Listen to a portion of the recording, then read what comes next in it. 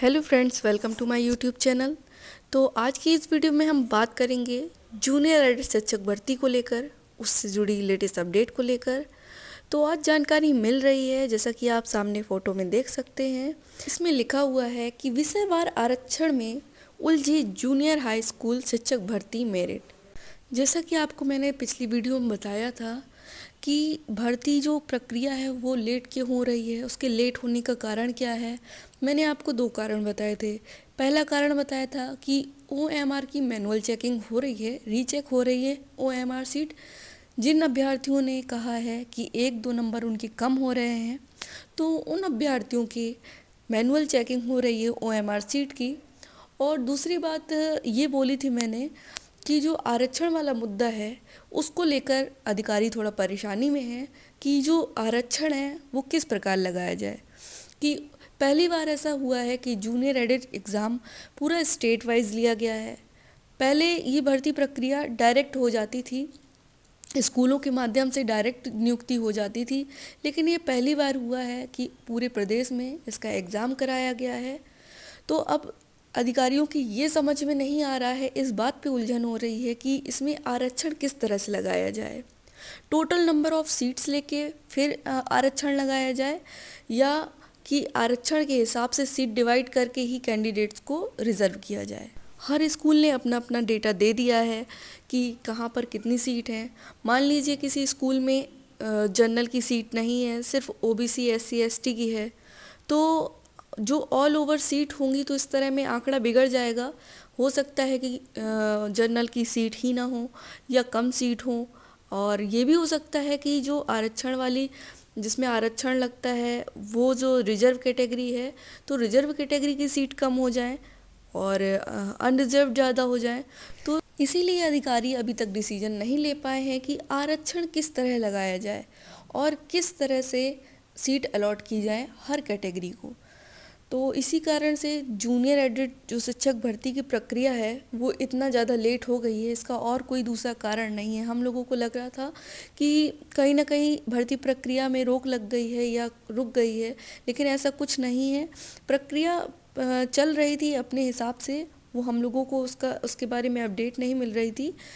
तो अब न्यूज़पेपर के माध्यम से भी बिल्कुल साफ कर दिया गया है कि जो भर्ती प्रक्रिया में देर हो रही है वो आरक्षण के मुद्दे को लेकर हो रही है। विषयवार आरक्षण में उलझी जूनियर एडिड हाई स्कूल शिक्षक भर्ती मेरिट। तो आरक्षण के मुद्दे की वजह से ही मेरिट लिस्ट नहीं आ पाई है और भर्ती प्रक्रिया रुकी हुई है। नहीं तो अदरवाइज़ आपकी जो भर्ती प्रक्रिया है जूनियर एडिड की, वो कहीं ना कहीं कंप्लीट होती नज़र आ रही होती आप लोगों को। तो उत्तर प्रदेश में परीक्षा नियामक प्राधिकारी PNP ने जूनियर हाई स्कूल शिक्षक भर्ती परीक्षा कराने के बाद सफल अभ्यर्थियों की सूची तैयार कर ली है। यहाँ पर सफल अभ्यर्थियों की सूची से मतलब है वे सभी अभ्यर्थी जिन्होंने 90-97 की कट ऑफ को क्लियर किया हुआ है। सफल अभ्यर्थी का मतलब वो नहीं है जो फाइनल जो मेरिट लिस्ट में आते हैं, उनकी बात नहीं हो रही है अभी। तो PNP के द्वारा जो सफल अभ्यर्थी हैं उनकी सूची तैयार कर ली गई थी, जिसमें 45,200 अभ्यर्थी सफल हुए।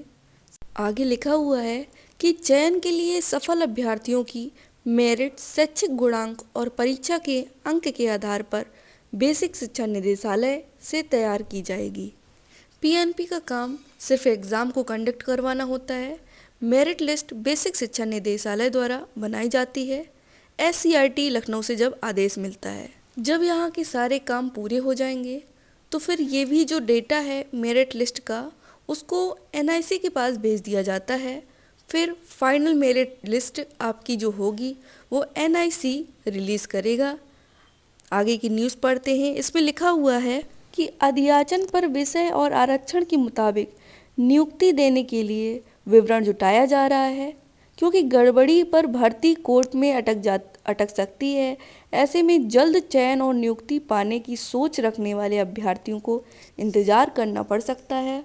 तो यहाँ पर विभाग और अधिकारियों की ये पूरी कोशिश है कि आरक्षण के हिसाब से ही और विषय के हिसाब से ही नियुक्ति दी जाए, ताकि बाद में ऐसी कोई पेच न फंस जाए जिसके कारण कोई भी भर्ती है वो कोर्ट में जाए और लंबे समय तक खींची जाए। ऐसे में जो नियुक्ति पाने के लिए बैठे हुए हैं छात्र जिन्होंने बहुत अच्छा स्कोर किया हुआ है, तो उनको बहुत इंतज़ार करना पड़ जाएगा। इसीलिए वो बाद में इंतज़ार करने से पहले ही चाहते हैं कि मेरिट लिस्ट जब आए वो पूरे आरक्षण के नियमों का पालन करे। इसलिए थोड़ा टाइम लग रहा है भर्ती प्रक्रिया में। उत्तर प्रदेश परीक्षा नियामक प्राधिकारी पीएनपी ने एडिड जूनियर शिक्षक भर्ती परीक्षा 17 अक्टूबर को कराकर 15 नवंबर को परिणाम घोषित किया था, जिसमें सहायक अध्यापक पद पर 45,257 और प्रधानाध्यापक पद पर 1722 अभ्यर्थी सफल हुए हैं।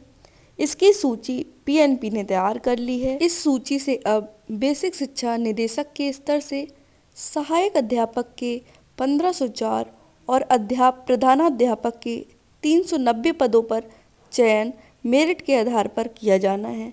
तो यहाँ से आपको साफ समझ में आ रहा है कि अभी तक सीट बढ़ने के मामले में कोई जानकारी नहीं दी गई है। तो बहुत मुश्किल है सीटों को बढ़ना, क्योंकि यहाँ पहले जितनी सीटें थीं उतनी ही सीटें बताई गई हैं। सहायक अध्यापक की 1504 सीटें और प्रधानाध्यापक की 390। आगे लिखा है, अधियाचन में दिए गए रिक्त पदों पर विषयवार और आरक्षणवार चयन किया जाना है। बेसिक शिक्षा परिषद के किस विद्यालय में किस आरक्षण श्रेणी का किस विषय का पद रिक्त है, इसका विवरण फिर से जुटाया जा रहा है। इसके बाद ही नियुक्ति की प्रक्रिया शुरू हो सकती है। यानी कि पूरा डेटा कलेक्ट किया जा रहा है कि किस स्कूल से किस विषय के किस कैटेगरी के कैंडिडेट का जो सीट है वो खाली है। उसी हिसाब से लिस्ट तैयार की जाएगी, किस सब्जेक्ट में कौन कौन सी कैटेगरी की कितनी कितनी सीट खाली हैं, फिर जाके मेरिट लिस्ट तैयार की जाएगी। अब जो हम लोगों को न्यूज़पेपर के माध्यम से जो थोड़ी बहुत अपडेट मिल रही है, ये उन अभ्यर्थियों की मेहनत का नतीजा है जो प्रयागराज और लखनऊ जाकर ज्ञापन सौंप कर आए हैं अधिकारियों को। ये उन्हीं की मेहनत का नतीजा है कि आज हम लोगों को अपडेट्स मिल रही हैं कुछ न कुछ भर्ती से संबंधित। इस अपडेट को देखने के बाद एक बात तो पूरी तरह से क्लियर है कि जैसे ही आरक्षण वाला मुद्दा है, ये जो उलझा हुआ है आरक्षण का मुद्दा, ये जैसे ही सुलझ जाएगा, सॉल्व हो जाएगा, तो भर्ती प्रक्रिया में देर नहीं लगेगी। और उसी हिसाब से अधिकारियों ने बताया था कि 25, 26 या 27 को आपका जो है विस्तृत विज्ञप्ति आपको देखने को मिलेगी। तो अभी 1-2 हफ्ते का समय लग सकता है अधिकारियों को इस मुद्दे को सुलझाने में। इसके बाद उन्होंने ये भी आपसे कहा था कि जनवरी के मिड जनवरी में ही आपकी भर्ती प्रक्रिया का पूरा प्रोसीजर ख़त्म हो जाएगा। और अगर इसके बीच में आपकी आचार संहिता लग जाती है तब भी आपकी भर्ती प्रक्रिया का पूरा प्रोसीजर करवा लिया जाएगा, बस नियुक्ति पत्र नहीं दिया जाएगा। तो जो अभ्यर्थी इस बात की चिंता कर रहे थे कि भर्ती प्रक्रिया पूरी हो पाएगी कि नहीं, तो उनके सवालों का जवाब मिल गया है। इस जो जानकारी को देखकर साफ पता चल रहा है कि भर्ती प्रक्रिया कहीं नहीं रुकने वाली है। जैसे ही ये मुद्दा सुलझेगा भर्ती प्रक्रिया आगे बढ़ जाएगी। सो फ्रेंड्स, अगर आपको वीडियो पसंद आया हो, वीडियो यूज़फुल लगा हो, तो वीडियो को लाइक करें। और अगर आप चैनल पर पहली बार विजिट कर रहे हैं तो चैनल को सब्सक्राइब ज़रूर कर लें। ऐसे ही लेटेस्ट अपडेट से जुड़े रहने के लिए कनेक्ट रहें हमारे साथ में। And thanks for watching this video.